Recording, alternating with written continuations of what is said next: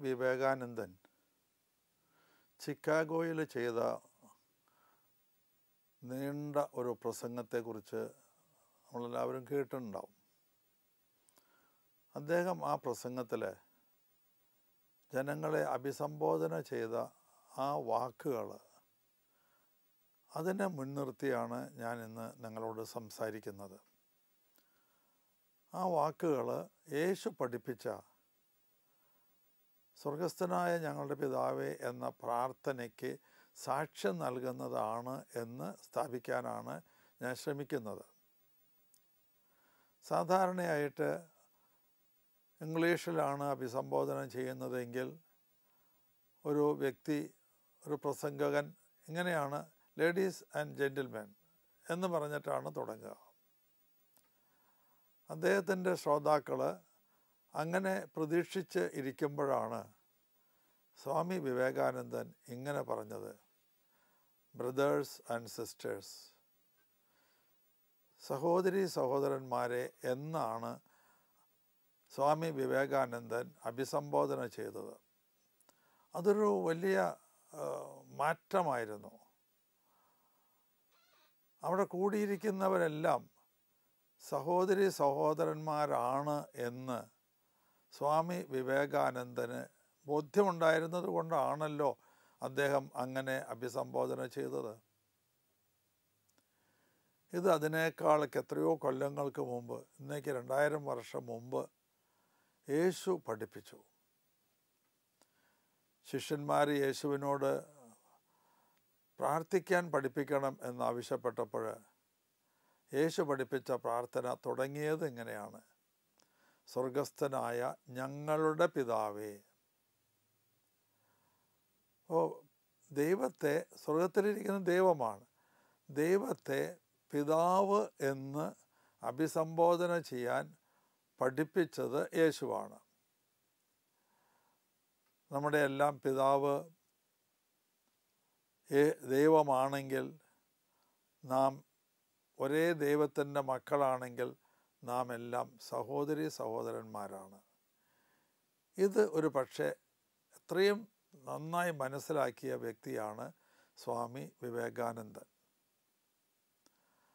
അതുകൊണ്ടാണ് അദ്ദേഹം സഹോദരി സഹോദരന്മാരെ എന്ന് അവിടെ കൂടിയിരുന്ന നാനാ ജാതി മതസ്ഥരായിട്ടുള്ള വ്യക്തികളെ അഭിസംബോധന ചെയ്തത്.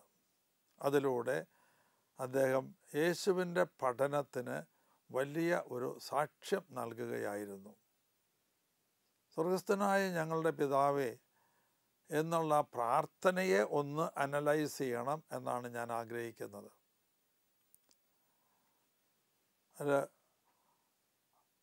എല്ലാ മനുഷ്യരും ഒരേ ദൈവത്തിൻ്റെ മക്കളാണ് എന്ന് യേശു പഠിപ്പിക്കുന്നു. ഒരു ദൈവമേ ഉള്ളൂ, ആ ദൈവത്തിൻ്റെ മക്കളാണ് ഈ ലോകത്തിൽ ജനിച്ച് ജീവിച്ചുകൊണ്ടിരിക്കുന്നതും മരിച്ചവരുമായിട്ടുള്ള ആളുകളെല്ലാവരും ഒരേ ഒരു ദൈവത്തിൻ്റെ മക്കളാണ് എന്ന് യേശു പഠിപ്പിക്കുന്നു. രണ്ടാമത്, ആ പ്രാർത്ഥനയെ ഒന്ന് അനലൈസ് ചെയ്യുമ്പോൾ നമുക്ക് ചില കാര്യങ്ങൾ മനസ്സിലാവും.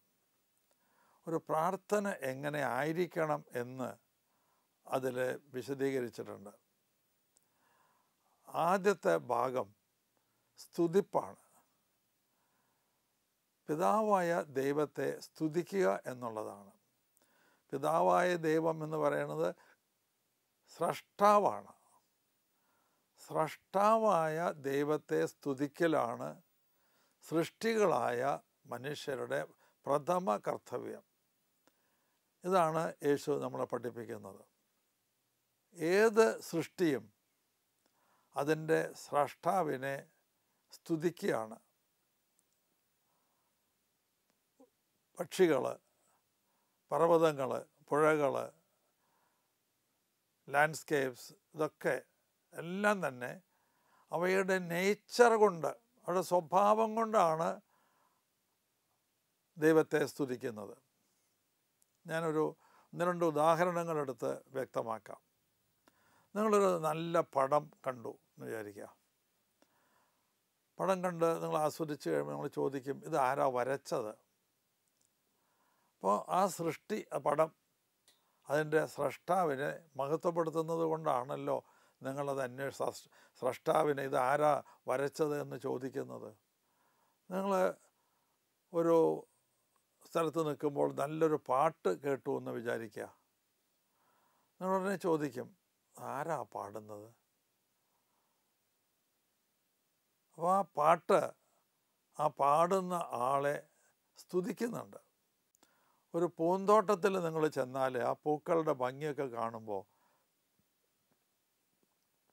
ഓട്ടോമാറ്റിക്കായിട്ട് നിങ്ങൾ അതിൻ്റെ പുറകിലുള്ള സ്രഷ്ടാവിനെ അന്വേഷിക്കും, ആ സ്രഷ്ടാവിനെ കുറിച്ച് ഓർക്കും. അപ്പോൾ സൃഷ്ടികളുടെ പ്രാഥമികമായ കടമയാണ് സ്രഷ്ടാവിനെ സ്തുതിക്കുക എന്നുള്ളത്. പ്രപഞ്ചത്തിലെ മറ്റു വസ്തുക്കളെല്ലാം തന്നെ അവയുടെ നേച്ചർ കൊണ്ട് ദൈവത്തെ സ്രഷ്ടാവിനെ സ്തുതിക്കുന്നു. എന്നാൽ മനുഷ്യൻ്റെ കേസ് അത് മാത്രമല്ല. അവൻ്റെ രൂപവും ഒക്കെ ഭംഗിയുള്ളത് തന്നെയാണ്.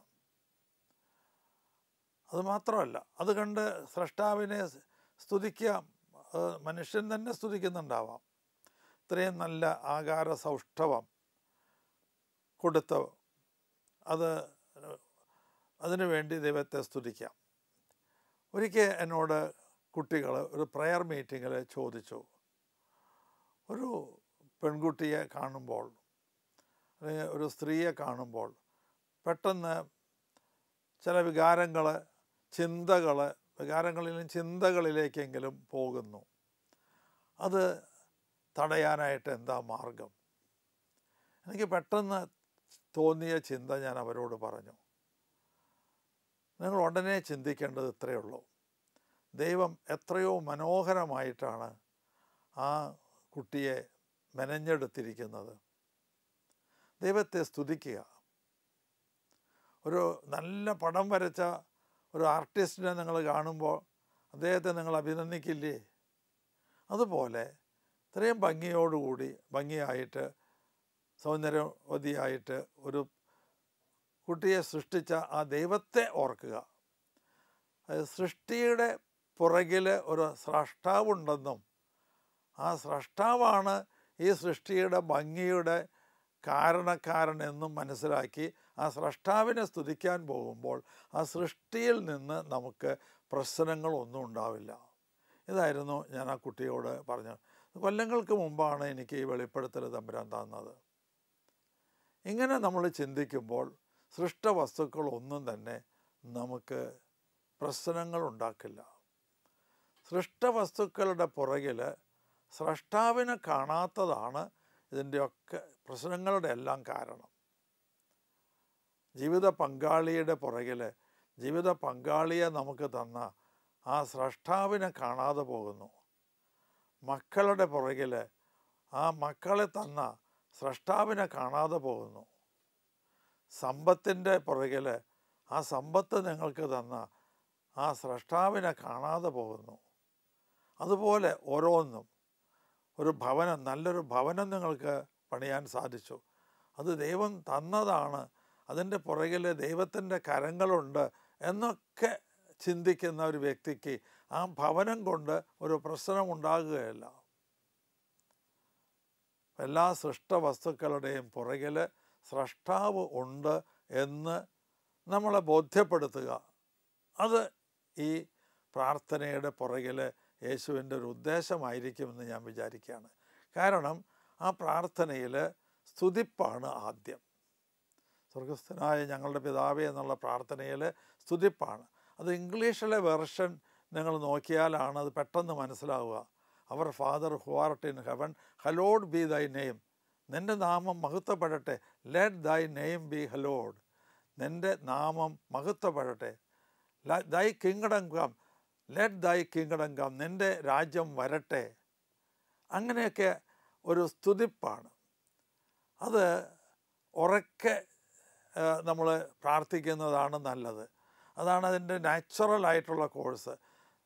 പണ്ട് രാജാവ് ഉണ്ടായിരുന്ന, ഞാൻ രാജാവിനെ കണ്ടിട്ടില്ല, പക്ഷേ വലിയ വലിയ ആൾക്കാരൊക്കെ നെഹ്റു അവരൊക്കെ വന്ന് കണ്ടിട്ടുണ്ട്. അപ്പോൾ അവരൊക്കെ വരണ സമയത്ത് ഭയങ്കര ജയ്വിളിയാണ്. ഭാരത മാതാ കി ജയ്, ജവഹർലാൽ നെഹ്റു കി ജയ്, ഗാന്ധിജി കി ജയ് എന്നങ്ങനെ ഉറക്കെ വിളിച്ചു പറയുന്ന അതൊരു സ്തുതിപ്പാണ്. അങ്ങനെ ഉറക്കെ വിളിച്ചു പറയാനായിട്ട് നമ്മളെ പ്രേരിപ്പിക്കുന്ന ഒരു പ്രാർത്ഥനയാണ് അത്. നമ്മുടെ സ്രഷ്ടാവിനെ നമ്മൾ മുന്നിൽ കാണുക. ആ സ്വർഗസ്ഥനായ പിതാവേ എന്നുള്ള പ്രാർത്ഥന നമ്മൾ ചൊല്ലുമ്പോൾ നമ്മൾ നമ്മുടെ സ്രഷ്ടാവിനെ അടുത്ത് കാണണം എന്നുള്ളതാണ്. അങ്ങനെ അടുത്ത് നിങ്ങൾ കാണുന്നുണ്ടെങ്കിൽ നിങ്ങൾ തീർച്ചയായും ഉറക്കെ വിളിച്ചു പറയും. 2, കൈകൾ ഉയർത്തി സ്തുതിക്കുന്നതിൻ്റെ പ്രാധാന്യം എന്താണ്? കൈകൾ ഉയർത്തി പലപ്പോഴും സ്തുതിക്കുന്നതിൻ്റെ അർത്ഥം ഇതാണ്. കൈകൾ ഉയർത്തുന്നതൊരു സിമ്പിളാണ്. Total surrender. ഒരു 2 പേര് യുദ്ധം, അപ്പോൾ ഒരു രാജാവ് മറ്റേ രാജാവിനെ കീഴടക്കുകയാണ്. അപ്പോൾ കീഴടക്കുന്ന രാജാവ് എന്താ ചെയ്യുക? അത് 2 കൈകളും ഉയർത്തി ഇങ്ങനെ കീഴടങ്ങിയതായിട്ട് അറിയിക്കുകയാണ്. അതൊരു സിമ്പിളാണ്. അപ്പോൾ ദൈവത്തിൻ്റെ മുൻപിൽ നമ്മൾ കൈകൾ ഉയർത്തുമ്പോൾ നമ്മളൊരു ടോട്ടൽ സറണ്ടറാണ് അവിടെ. പരിപൂർണമായ സമർപ്പണമാണ്. പലർക്കും കൈകൾ ഉയർത്തി പ്രാർത്ഥിക്കാനൊക്കെ ഭയങ്കര മടിയാണ്. അപ്പോൾ ടോട്ടലായിട്ട് സറണ്ടർ ചെയ്യാൻ നമ്മൾ മടിച്ചു നിൽക്കുന്നു എന്നുള്ളതാണ്. ടോട്ടലി സറണ്ടറിങ്, കൈകൾ ഉയർത്തി പ്രാർത്ഥിക്കുന്നതിൻ്റെ. അപ്പോൾ ആദ്യത്തെ ഭാഗം സ്തുതിപ്പാണ്. സ്വർഗസ്ഥനായ ഞങ്ങളുടെ പിതാവേ എന്ന് പറയുന്ന പ്രാർത്ഥനയുടെ ആദ്യ ഭാഗം. നമ്മുടെ പ്രാർത്ഥനകളൊക്കെ സ്തുതിപ്പ് കൊണ്ട് തുടങ്ങണമെന്നും സ്തുതിപ്പായിരിക്കണം നമ്മുടെ പ്രാർത്ഥനയുടെ അധിക ഭാഗവും എന്ന് സൂചിപ്പിക്കുന്നതാണ് യേശു പഠിപ്പിച്ച ആ പ്രാർത്ഥന. ഒരു പ്രാർത്ഥന കൂട്ടായ്മയിലായാലും ഒറ്റയ്ക്ക് പ്രാർത്ഥിക്കുമ്പോഴായാലും നിങ്ങൾ ദൈവത്തെ സ്തുതിക്കാനായിട്ട് ശ്രമിക്കുക. ആദ്യം അതാണ് വേണ്ടത്. കൂട്ടായ്മയിൽ പ്രാർത്ഥിക്കുമ്പോൾ ഉറക്കെ സ്തുതിക്കാം. എന്നാൽ ഒറ്റയ്ക്ക് പ്രാർത്ഥിക്കുമ്പോൾ ഉറക്കെ സ്തുതിക്കുന്നത് ഔചിത്യക്കുറവുണ്ട്. അതിൻ്റെ ആവശ്യമില്ല. അങ്ങനെ ചെയ്യുന്നത് കൊണ്ട് കുഴപ്പമൊന്നുമില്ല. എങ്കിലും പതുക്കെ സ്തുതിച്ചാലും കുഴപ്പമില്ല. പക്ഷേ കൂട്ടായ്മയിൽ സ്തുതിക്കുമ്പോൾ ഓരോരുത്തരും പിറുപിറുത്താൽ മാത്രം പോരല്ലോ. എത്ര ഉച്ചത്തിൽ പ്രാർത്ഥിക്കാൻ പറ്റുമോ, സ്തുതിക്കാൻ പറ്റുമോ അത്രയും ഉച്ചത്തിൽ സ്തുതിക്കുക എന്നുള്ളതാണ്. കഴിഞ്ഞൊരു ദിവസം ഞാൻ ഒരു പള്ളിയിൽ, ഞാൻ എല്ലാ ദിവസവും ആ പള്ളിയിൽ പോയിട്ട് നൊവേന ചെല്ലുന്ന ഒരു പതിവുണ്ട്. ഞാനങ്ങനെ നൊവേന ചൊല്ലിക്കൊണ്ടിരിക്കുമ്പോൾ മുമ്പിൽ ഒരാൾ കുറച്ച് മുമ്പ് അൾത്താരയുടെ തൊട്ടടുത്ത് പോയി നിന്നിട്ട് അദ്ദേഹം കൈകളൊക്കെ ഉയർത്തി ഉറക്കെ സ്തുതിക്കുന്നുണ്ടായിരുന്നു. ഇന്നലെ തന്നെയാണത്. ഉറക്കെ സ്തുതിക്കുന്നു.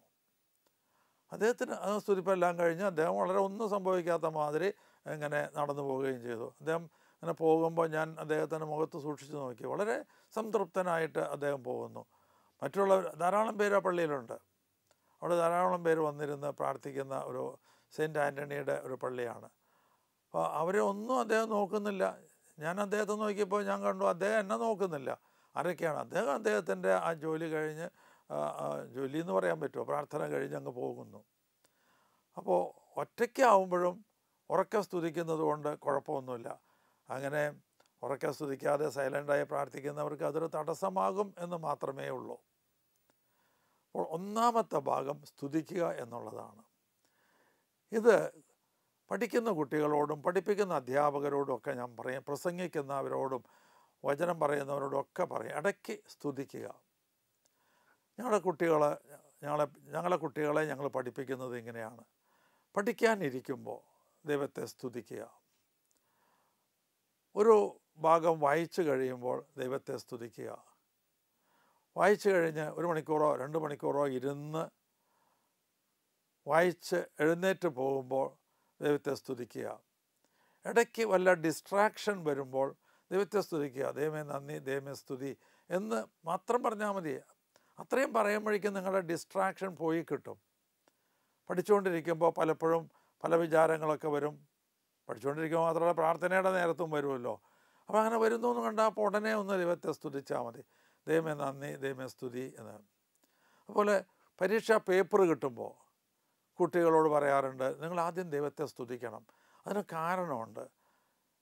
നിങ്ങളുടെ കൂടെ LKG ചേർന്ന പല കുട്ടികളും ഇന്ന് നിങ്ങളുടെ കൂടെ ഈ പരീക്ഷ എഴുതണില്ല.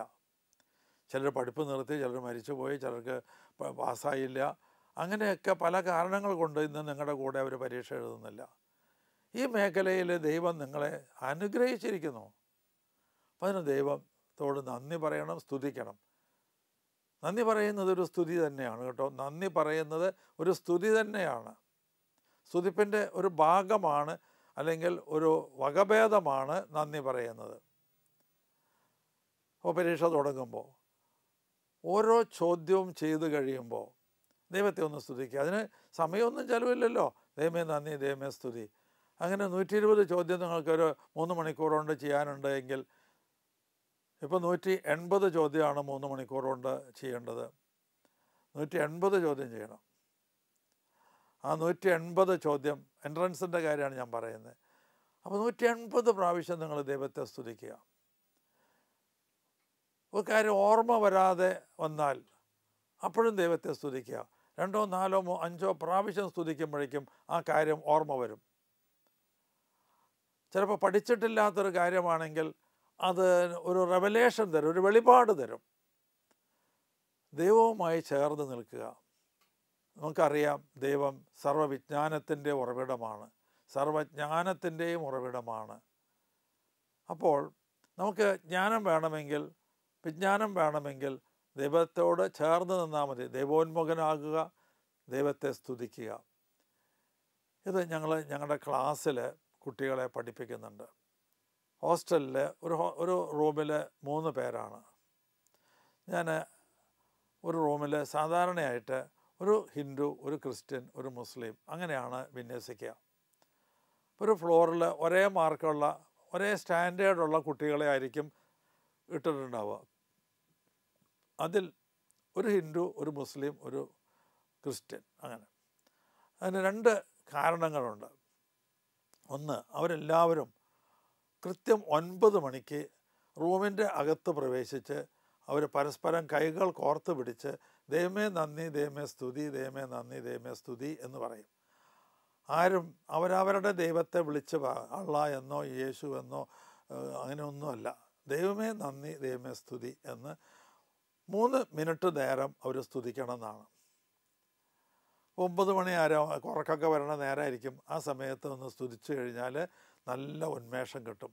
പിന്നെ 1, 2 മണിക്കൂർ കൂടി അവർക്ക് ഇരുന്ന് നന്നായിട്ട് പഠിക്കാനായിട്ട് കഴിയും. അതിനപ്പുറം ഒരു മതസൗഹാർദ്ദം ഉണ്ട്, പരസ്പരം സ്നേഹിക്കാനായിട്ട്. അതിനുവേണ്ടി കൂടിയാണ് 3 പേരെ ഇട്ടിരിക്കുന്നത്. ഇനി ദൈവത്തെ സ്തുതിക്കുമ്പോൾ എന്താണ് ഉണ്ടാകുന്നത്? ദൈവത്തെ സ്തുതിക്കുന്നത് കൊണ്ട് ദൈവത്തിന് എന്തെങ്കിലും മെച്ചമുണ്ടോ? ദൈവം സ്തുതിയുടെ അനന്തതയിലല്ലേ ഇരിക്കുന്നത്, ഇൻഫിനിറ്റ് സ്തുതികളുടെ മുകളിലായിരിക്കുന്നത്. പിന്നെ എന്തിനാ ദൈവത്തെ സ്തുതിക്കുന്നത്? ദൈവത്തെ സ്തുതിക്കുമ്പോൾ ദൈവത്തിൽ നിന്ന് അനുഗ്രഹങ്ങൾ നമ്മളിലേക്ക് കടന്നു വരികയാണ്. ഇതൊരു വലിയ സത്യമാണ്. ഇതുപോലെ എന്ന് ഞാനൊരു ചെറിയ ഉദാഹരണം എടുത്ത് പറയാം. നിങ്ങൾ നിറഞ്ഞ പാത്രം, വെള്ളം നിറച്ച് വെച്ചിട്ടുള്ളൊരു പാത്രം ഉണ്ടെന്ന് വിചാരിക്കുക. അതിലേക്ക് നിങ്ങൾ വെള്ളം ഒഴിച്ചാൽ എന്താണ് സംഭവിക്കുക? വെള്ളം ഓവർഫ്ലോ ചെയ്യും. അതിലുണ്ടായിരുന്ന വെള്ളം ഓവർഫ്ലോ ചെയ്ത് നിങ്ങളെ നനയ്ക്കും. നിങ്ങൾ തൊട്ടടുത്താൽ നിൽക്കുന്നതെന്ന് വെച്ചാൽ നിങ്ങളെ നനയ്ക്കും. ഇതുപോലെ തന്നെയാണ് ദൈവത്തെ സ്തുതിക്കുമ്പോൾ ഉണ്ടാകുന്നത്. ദൈവം സ്തുതികളാൽ നിറഞ്ഞു നിൽക്കുന്ന വ്യക്തിയാണ്. അപ്പോൾ നിങ്ങൾ സ്തുതിക്കുമ്പോൾ ദൈവത്തിൽ നിന്ന് കൃപ നമ്മളിലേക്ക് കടന്നു വരും. നിറഞ്ഞ പാത്രത്തിലേക്ക് വെള്ളം ഒഴിക്കുന്നത് പോലെ ദൈവത്തെ സ്തുതിക്കുമ്പോൾ ദൈവത്തിൽ നിന്ന് അനുഗ്രഹങ്ങൾ നമ്മളിലേക്ക് കടന്നു വരും. നിങ്ങൾ ഒരു ഉദാഹരണം കൂടി ഞാൻ പറയാനായിട്ട് ആഗ്രഹിക്കുകയാണ്. ലൈറ്റ്നിങ് അറസ്റ്റർ എന്ന് പറയുന്ന ഒന്നുണ്ട്. വലിയ ഉയരം കൂടിയ വീടുകൾ, കെട്ടിടങ്ങൾ, സ്കൂൾ കെട്ടിടങ്ങൾ, പള്ളികൾ, ഇതിൻ്റെയൊക്കെ മുകളിൽ ലൈറ്റ്നിങ് അറസ്റ്റർ എന്ന് പറഞ്ഞ ഒന്നുണ്ടാവും. ലൈറ്റ്നിങ് കണ്ടക്ടർ എന്നും പറയും, രണ്ടും പറയും. 2 തരത്തിലാണ് അത് ചെയ്യുന്നത്. അതിന് ലൈറ്റ്നിങ് കണ്ടക്ടറിൻ്റെ പ്രവൃത്തിയാണ് ഇവിടെ സ്തുതിപ്പ് നടത്തുന്നത്. ലൈറ്റ്നിങ് കണ്ടക്ടർ എങ്ങനെയാണ് വർക്ക് ചെയ്യണമെന്ന് ഞാൻ വളരെ ചുരുങ്ങിയ വാക്കുകളിൽ പറയാം. ഒരു കോപ്പർ സ്ട്രിപ്പ്, തിക്ക് കോപ്പർ സ്ട്രിപ്പ് വീടിൻ്റെ മുകളിൽ ഉയർന്നു നിൽക്കും. അതിൻ്റെ അടിഭാഗം മണ്ണിൽ കുഴിച്ചിട്ടിട്ടുണ്ടാവും. എർത്ത് നല്ലൊരു കണ്ടക്ടറാണ്. എത്ര ചാർജ് വേണമെങ്കിലും സ്വീകരിക്കുന്നതാണ് എർത്ത്. മുകളിൽ കുറച്ച് പോയിൻ്റഡ് എൻഡ്സ് ഉണ്ടാവും, ഇതുപോലെ ഇങ്ങനെ പോയിൻ്റഡ് ആയിട്ട് നിൽക്കുന്ന എൻഡുകൾ. ഒരു ക്ലൗഡ് മുകളിൽ വരികയാണ്, ക്ലൗഡ് ചാർജ്ഡ് ആവും. ചാർജ്ഡ് ക്ലൗഡ് മുകളിൽ വന്നു. ചാർജ്ഡ് ക്ലൗഡ് മുകളിൽ വന്നാൽ ഉടനെ തന്നെ ഇൻഡക്ഷൻ എന്ന് പറയുന്ന ഒരു പ്രതിഭാസം വഴി ഈ ലൈറ്റ്നിങ് കണ്ടക്ടറിൻ്റെ മുകളിലെ പോയിൻ്റഡ് എൻഡിൽ ചാർജ് ഉണ്ടാവും. ആ ചാർജ് തൊട്ടടുത്തുള്ള എയർ മോളിക്യൂൾസിനെയൊക്കെ അയണൈസ് ചെയ്യും, 2 ചാർജാക്കി സ്പ്ലിറ്റ് ചെയ്യും. പോസിറ്റീവ് നെഗറ്റീവായിട്ട് സ്പ്ലിറ്റ് ചെയ്യും. ഇപ്പോൾ പോസിറ്റീവ് ചാർജാണ് ക്ലൗഡിലുള്ളതെങ്കിൽ ഈ സ്പ്ലിറ്റ് ചെയ്ത് കിട്ടിയ നെഗറ്റീവ് ചാർജ് മുകളിലേക്ക് ഇങ്ങനെ പോയിക്കൊണ്ടിരിക്കും. ഇങ്ങനെ പോയി അത് ആ ക്ലൗഡിനെ ന്യൂട്രലൈസ് ചെയ്യും. അല്ലെങ്കിൽ അതൊരു നല്ല വഴി ഒരുക്കും. ആ വഴിയിലൂടെ ആ പോസിറ്റീവ് ചാർജ് എർത്തിലേക്ക് പോകും. ക്ലൗഡ് എപ്പോഴും ശ്രമിച്ചുകൊണ്ടിരിക്കുന്നത് ഭൂമിയിലേക്ക് പോകാനാണ്. അതൊരു വീടുമേ കൂടെ പോകാം, അപ്പോൾ വീടിന് ലൈറ്റ്നിങ് ഏൽക്കും. ഒരു വൃക്ഷത്തിലൂടെ ആകാം, അപ്പോൾ ആ വൃക്ഷം അങ്ങനെ കത്തിപ്പോകും. അതല്ല, നമ്മളൊരു ആർട്ടിഫിഷ്യൽ മെത്തേഡ് കൊടുക്കുകയാണെങ്കിൽ, ഒരു വഴി കൊടുക്കുകയാണെങ്കിൽ അതിലേ പോകും. ആ വഴിയാണ് ലൈറ്റ്നിങ് കണ്ടക്ടർ. അപ്പോൾ ലൈറ്റ്നിങ് കണ്ടക്ടറിൽ നിന്ന് ഓപ്പോസിറ്റ് ചാർജ് പോയി ക്ലൗഡിലെത്തും. ആ ഒരു വഴിയാകും. ആ വഴിയിലൂടെ ഭൂമിയിലേക്ക് ക്ലൗഡിൽ നിന്ന് ചാർജ് വരും. ഇതുപോലെ നമ്മൾ സ്തുതിക്കുമ്പോൾ ഈ സ്തുതിപ്പ് നമ്മളിൽ നിന്ന് ദൈവത്തിലേക്ക് എത്തുകയാണ്. അപ്പോൾ ദൈവത്തിൽ നിന്ന് കൃപ ആ വഴിയിലൂടെ, സ്തുതിപ്പിൻ്റെ വഴിയിലൂടെ നമ്മളിലേക്ക് കടന്നു വരുന്നു അനുഗ്രഹങ്ങളായിട്ട്.